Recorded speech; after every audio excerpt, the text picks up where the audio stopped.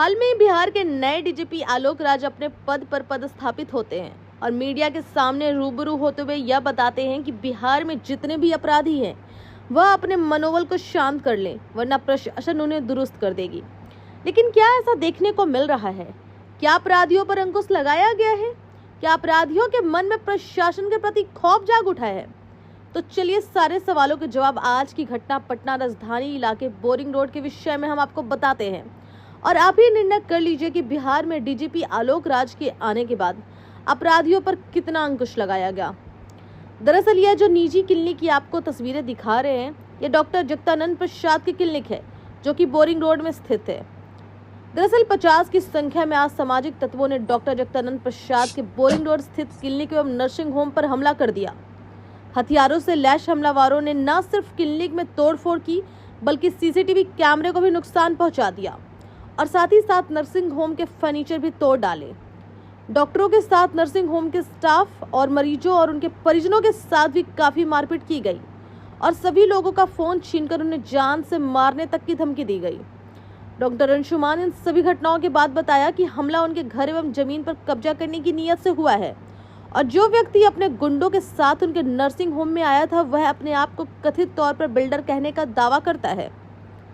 अब यह विद्वान बिल्डर है कौन? चलिए उनके पूरे कुंडली पर हम जोर डालते हैं।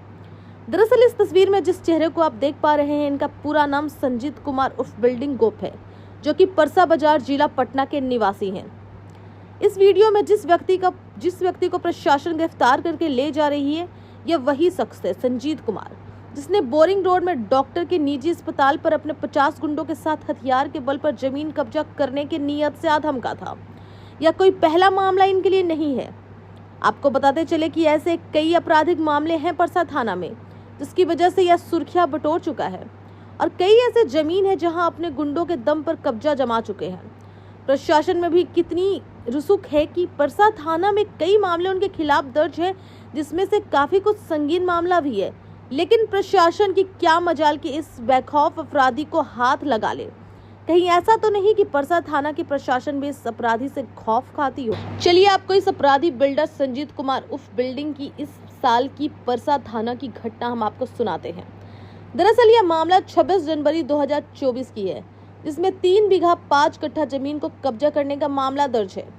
इस घटना में मोहम्मद अफ्ताब आलम उर्फ हबली, वसीम आलम, मोहम्मद क्यामरुद्दीन उर्फ मुन्ना खान और साथ ही साथ 10 से 12 अज्ञात अपराधी शामिल थे। कब्जा करने के दौरान संजीत कुमार और उनके अपराधी साथियों द्वारा किसान की जमीन पर उसके पूरे फसल को आग के हवाले सौंप दिया जाता है और जब इसकी शिकायत को लेकर किसान थाना पहुंचते हैं तो वहां पैसा के रसूख के कारण किसान की एक भी मदद नहीं की जाती। तब जाकर यह मामला न्यायालय में दर्ज कराया जाता है, जिसकी संख्या 25/31/2024 है, जिसमें सूत्रों का यह भी कहना है कि इस मामले में यह अपराधी अभी भी फरार चल रहा है। वहीं जो दूसरा मामला है जिसकी एफआईआर हमारे स्क्रीन पर देख पा रहे हैं, जो कि वर्ष 2020 बेऊर थाना की है, जिसका कांड संख्या 202-20 है। इस मामले में टुनटुन यादव जो कि प्राथमिक दर्ज करवाते हैं और यह बताते हैं कि उनके ऊपर उनके कुमार कंस्ट्रक्शन में अपराधियों द्वारा ताबड़तोड़ फायरिंग की जाती है, जिसमें राजेश कुमार, जो तस्वीर आप देख पा रहे हैं, जिन्हें मौके पर ही गोली मारकर हत्या कर दी जाती है। हालांकि यह जो ताबड़तोड़ फायरिंग की गई थी, उसका मुख्य उद्देश्य टुनटुन यादव और संजीत कुमार को जान से मारने का था। लेकिन इस घटना के दौरान संजीत कुमार के ड्राइवर राजेश कुमार की मौत हो जाती है और प्रशासन को यह गुमराह करके बताया जाता है कि पंकज कुमार इन सभी के साथ पार्टनर थे। अब परसा थाने में वर्ष 2020 में संजीत कुमार उर्फ बिल्डिंग के खिलाफ जबरन अवैध ढंग से जमीन पर कब्जा करने के लिए एफआईआर दर्ज होती है, जिसमें विरोधकर्ता प्रभात कुमार ने साफ तौर पर संजीत कुमार उर्फ बिल्डिंग के खिलाफ केस दर्ज कराया, जिसका केस संख्या 285/2020 है। इस एफआईआर में यह भी बताया गया है कि जमीन कब्जा करने के लिए अवैध तरीके से नागालैंड एवं अन्य जगह से निर्गत लाइसेंस प्राप्त कर बिहार के पटना जिले में पिस्तौल हथियार खरीद रखा है, जो कि पूर्ण रूप से अवैध है। दरअसल इन भू माफिया का एक काफी बड़ा नेटवर्क है, जो कि 2 पक्षों में काम करता है। एक पद जो कि टुनटुन यादव संभालते हैं और वही दूसरा पद जो कि संजीत कुमार उर्फ बिल्डिंग गोप संभालते हैं। सूत्रों के हवाले से यह भी बताया जाता है कि भू माफिया का हर आपराधिक मामले में जो साथ देते हैं और अपने आप को प्रॉपर्टी डीलर बताते हैं, उनका नाम अंजनी कुमार, रामजी प्रसाद, अफ्ताब आलम उर्फ हबली, अजय, धीरज, आमोद और लाल बाबू बताया जाता है।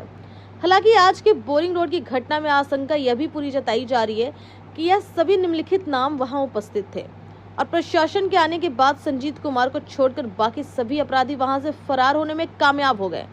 हालांकि पुलिस इन सभी अपराधियों की तलाश जोरों से कर रही है। इस मामले में क्या कुछ प्रशासन कर रही है, आइए आपको सुनाते हैं। मामला ये है कि एसकेपुरी थाना अंतर्गत जो है एक प्रॉपर्टी डिस्प्यूट काइंड ऑफ जो है हम लोगों को प्रिलिमिनरी इंक्वायरी में लग रहा है। उसमें जो उभर के सामने आई थी, जिसमें मैं डॉक्टर साहब से मिला भी, उनके पिता से भी मिला, और जो तथ्य मुझे अभी तक जो पता चला है वो ये है कि एक डॉक्टर संजय सहाय हैं जो यूएसए में रहते हैं। उन्होंने रजिस्टर्ड एग्रीमेंट एक बिल्डर के साथ किया है और वो बिल्डर के ही लगता है कि कुछ लोग वहाँ पे अपना राइट क्लेम करने के लिए आए, और वहीं पे डॉक्टर अंशुमान है उनकी क्लिनिक है, और उसके साथ उन्होंने जो भी है बकझक हुआ। उसके बाद जो है अब उन्होंने एक आवेदन दिया है जिसके आधार पर एफआईआर किया गया है। पुलिस को ये जो जैसे इसकी जानकारी मिली, पुलिस तुरंत वहाँ पे पहुँची और वहाँ पे जो भी लोग थे उनको जो है पुलिस अपने कस्टडी में ली है और आगे जो है अनुसंधान किया जा रहा है। बिल्डर के लोग जो आए सर वो तो अनलीगल तरीके से आए। हाँ, यही बात, ये सिविल मैटर है तो इसमें पुलिस का कोई रोल है नहीं, लेकिन उनका तरीका चूंकि गलत है इसलिए इसमें जो है ये क्रिमिनल मैटर बन गया और उसके बाद उसी के आधार पे एफआईआर की गई है और आगे की कार्रवाई की जा रही है। गिरफ्तारी? हाँ, वहाँ पे जब पुलिस वहाँ पे पहुँची तो जैसा कि डॉक्टर साहब का कहना है कि 40-50 लोग आए थे, तो वो हम लोग अभी अनुसंधान कर रहे हैं। चूँकि डीवीआर वगैरह वहाँ से सीज किया गया है तो वो सब देखा जाएगा।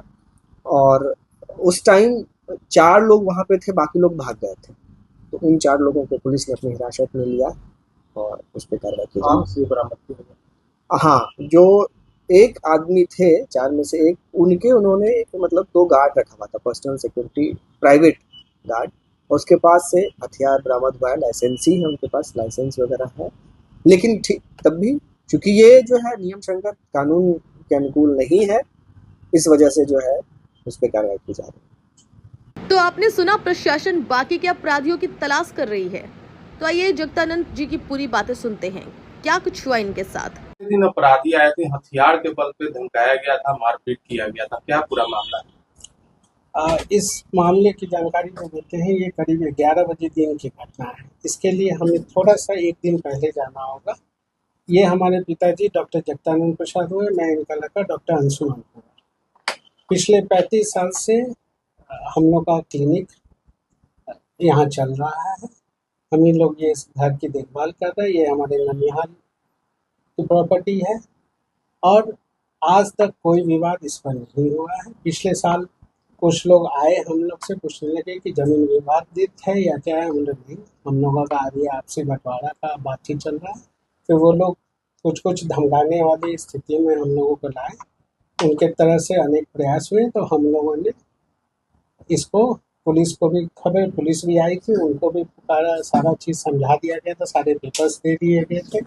विजय कुमार सिंह करके एसआई आए हुए थे, उन्होंने पेपर भी उस वक्त ले गया था और सारी गए। उसके बाद से लोग आना बंद कर दिए।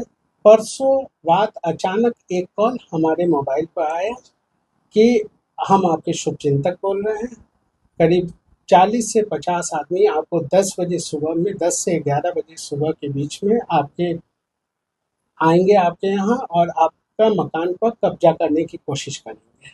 तो चूँकि रात की बात थी, हम लोग कुछ नहीं कर पाए। सुबह में हम लोगों को सलाह दिया गया कि जो बिहार के सबसे प्रमुख हैं डीजीपी, उनसे आप जाके तुरंत मिल लें इस संदर्भ में। चूँकि पुलिस के पास पहले ही से इस बात की इन्फॉर्मेशन है तो आप उनसे ज़रूर मिलें। तो हम लोगों ने, मैंने और पिताजी ने जाके उनसे सुबह में 8:30 बजे मुलाकात की। उन्होंने हमारे सामने में थानेदार, थाना प्रभारी श्री कृष्णापुरी थाना से बातचीत की और उनसे हम लोगों की 10